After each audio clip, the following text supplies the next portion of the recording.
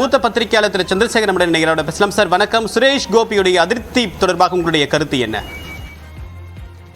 வணக்கம். சுரேஷ் கோபி அவர்கள் திருச்சூரில் தேர்தல் போட்டியிடும் போதே மோடி கேரண்டி, திருச்சூர்ல மினிஸ்டர், நான் வின் பண்ணா மினிஸ்டர் தான் சொன்னார். அப்படி இருந்தும் நேற்று பதவி பிரமாணம் எடுத்துக்கொண்டார், உறுதிமொழி எடுத்துக்கொண்டாரு. அதுக்கப்புறம் திடீர்னு இப்போ ஒரு ஆஃப்டர் திங்கிங்கை பார்த்தா எனக்கு என்னவோ இது ஒரு பேரம் பேசும் நடவடிக்கையாக தான் தெரிகிறது. தனக்கு ஒரு கேரட் அந்தஸ்து கிடைக்குமா என்று பார்க்கிறார் என்று நினைக்கிறேன். திடீரென்று நான் இப்போது கட்சிக்காக வைப்பேன் என்று சொல்வது ஒரு விசித்திரமாக இருக்கிறது. நிச்சயமாக அவர் ஒரு கேரளாவில் முதல் நான் தான் பிஜேபியின் முதல் ரெப்ரசன்டேட்டிவாக வந்திருக்கிறார். அதனால் தனக்கு அதற்கு உரிய ஒரு அந்தஸ்து கொடுக்கப்படும் என்று எதிர்பார்க்கிறார் என்று நினைக்கிறேன். கடந்த 10 ஆண்டுகள்ல இது மாதிரி ராஜினாமா அச்சுறுத்தலோ அல்லது நெகோசியேட் பண்ண எம்பிக்களோ யாரும் இல்லை. ஆனா இப்ப இந்த எழுந்திருக்கக்கூடிய இந்த சினாரியோவை பாஜக எப்படி பார்க்கும்? உங்களுடைய பார்வையில் இது எப்படி இருக்கு? ஏற்கனவே நீங்க நேற்றுக்கு பார்த்திருப்பீங்க, என்சிபியோட பிரஃபுல் பட்டேல், என்சிபி ஒரு மூத்த தலைவர் சுனில் சட்காரே என்று ஒரு லோக்சபா தேர்தலில் வெற்றி பெற்றார்.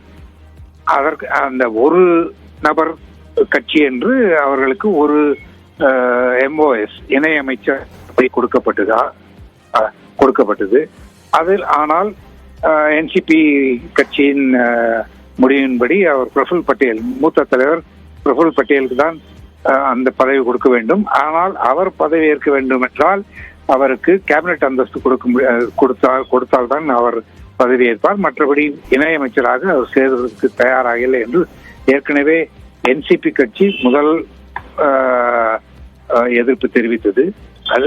அதுவாவது நீங்கள் சொல்லலாம், கூட்டணி அரசியலில் வெளியில் கூட்டணி தோழமை கட்சி ஒருவர் எழுப்பும் பிரச்சனையாக பார்க்கலாம். ஆனால் இப்பொழுது பிஜேபி உள்ளிலிருந்து முதல் முறை தேர்ந்தெடுக்கப்பட்ட ஒரு எம்பி இந்த மாதிரி செய்வது பிஜேபிக்கு புதுசாக இருக்கலாம். ஏன்னா அவங்க இந்த மாதிரி மோடி அவர்களின் கீழ் இருக்கும் பிஜேபி இந்த மாதிரி எக்ஸ்பெக்ட் பண்ண முடியாது. ஏன்னா வாஜ்பாய் அவர்கள் NDA முதல் 98லலாம் அவர் ஜெயலலிதாவோட ப்ரெஷர் எல்லாம் எவ்வளவு பார்த்துருக்காரு. இந்த அப்புறம் அதே மாதிரி 2004 DMK எப்படி தனக்கு வேண்டிய பதவி போர்ட்போலியோஸை வாங்கினாங்கன்னு தெரியும். அதெல்லாம் கூட்டணியில சகஜம். ஆனா பிஜேபிக்கு இது புதுசு.